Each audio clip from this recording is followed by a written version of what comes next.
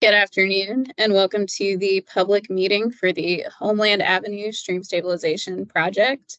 On the call here today, we've got representatives from the City of Durham.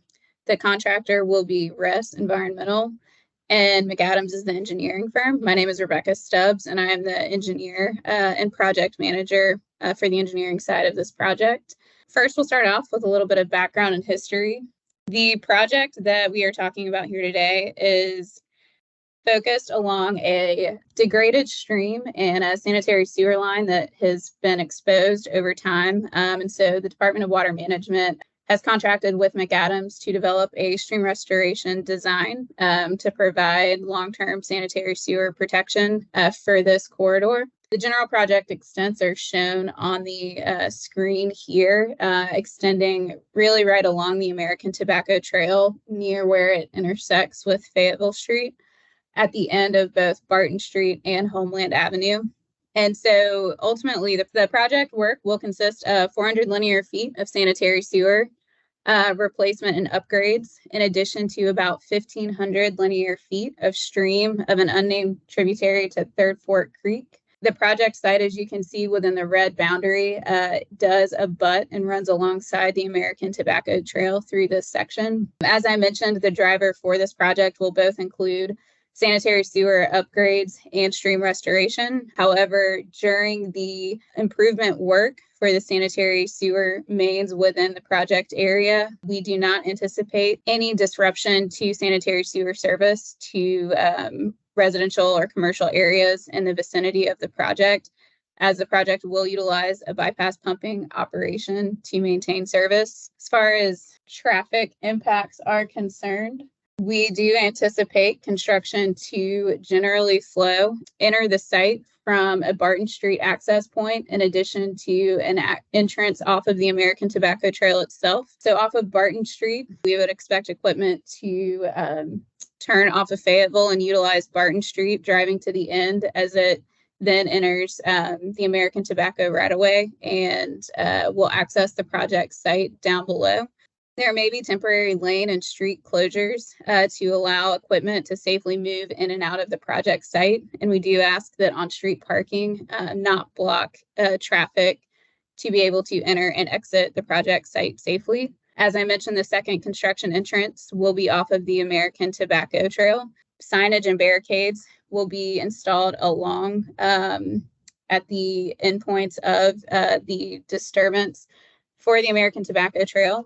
And we have worked with the Parks and Rec Department with the City of Durham, who has identified a couple detour options that will redirect pedestrian and bike traffic up through Elmira Park to reconnect with the American Tobacco Trail on the other side of Fayetteville Street.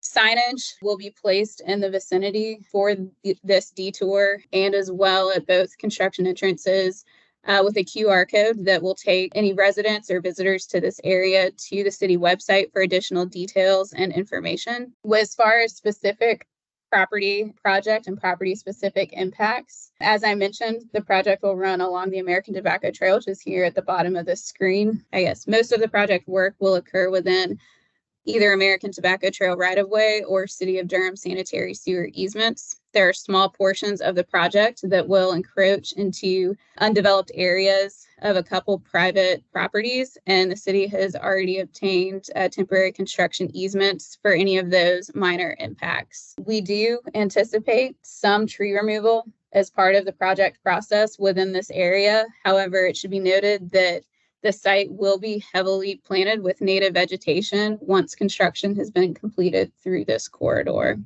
And with that, I will hand it over to Matthew from RES, who will talk a little bit about construction timing.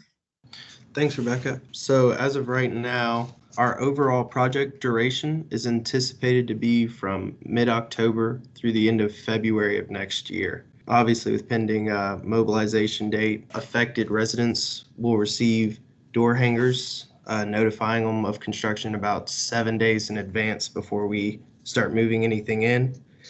During that period of mobilization and demobilization at the end, residents can expect to see semi-truck with lowboy trailers moving equipment in and out from Barton Street and/or adjacent Fayetteville Street near our second construction entrance. Throughout the duration of the project, residents can expect to see rock trucks, pickup trucks, and trailers coming in and out of Barton Street periodically, as well as any construction personnel accessing those construction entrances. As of right now, the anticipated impacts to the American Tobacco Trail should be around mid-January. With it being minimal, we're anticipating about 2 weeks of closure on that. And that's about it for our scheduling. Thank you, Matthew. So as mentioned, additional details about the project and contact information can be found at the city website, and a QR code will be displayed on signage within the project boundary extents, in addition to any other project general information and updates on schedule, specifically as details evolve around the closure and the detour required for the American Tobacco Trail. Thank you for your time. If there's any other additional comments from the city at this time? Utility engineering's okay with everything. Lindsay, do you have anything? No, thank you. I was really interested in the schedule and the duration of the closure. So I'm all set. Thank you.